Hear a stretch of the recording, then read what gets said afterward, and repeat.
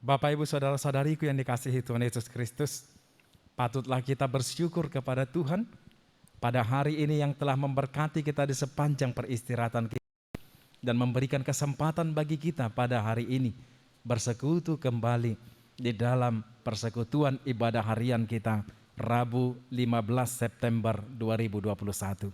Sebelum kita memasuki ibadah kita, marilah kita bersaat teduh untuk sejenak.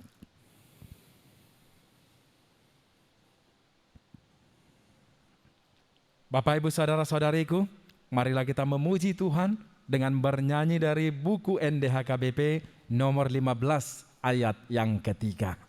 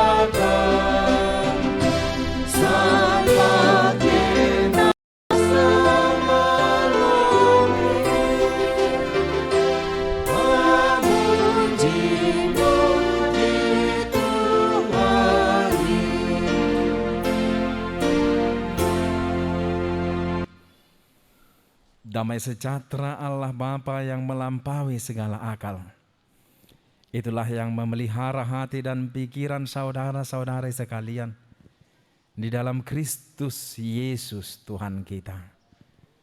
Amin.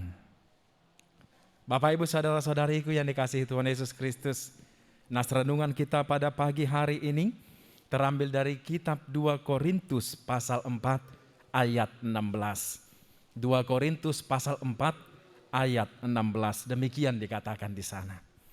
Sebab itu kami tidak tawar hati, tetapi meskipun manusia lahiriah kami semakin merosot, namun manusia batiniah kami dibaharui dari sehari ke sehari. Demikian firman Tuhan. Bapak, Ibu, Saudara-saudariku yang dikasihi Tuhan Yesus Kristus, di dalam nas ini Paulus menjelaskan bahwa dia telah menemukan rahasia untuk tetap dikuatkan di dalam Tuhan. Itulah mengapa di ayat ke-16 ini Paulus berkata, karena itulah kami tidak tawar hati. Secara harfiah dikatakan kami tidak berkecil hati. Paulus mengetahui rahasia untuk tidak berkecil hati. Dan dia membagikan rahasia itu kepada kita melalui perikop kita pada hari ini. Saudara-saudariku, itu adalah pernyataan yang luar biasa. Kata tawar hati mengacu kepada kegagalan hati. Jadi kalimat tersebut dapat dibaca demikian. Kami tidak berkecil hati. Paulus memberitahu kita bahwa dari semua hal yang dia hadapi, dia tidak menyerah dan dia tidak putus asa. Saudara-saudariku, sangat mudah untuk berkecil hati di dalam hidup kita, bukan? Sangat mudah untuk datang ke tempat di mana kita siap untuk menyerah, meletakkan beban kita dan memutuskan untuk berhenti begitu saja.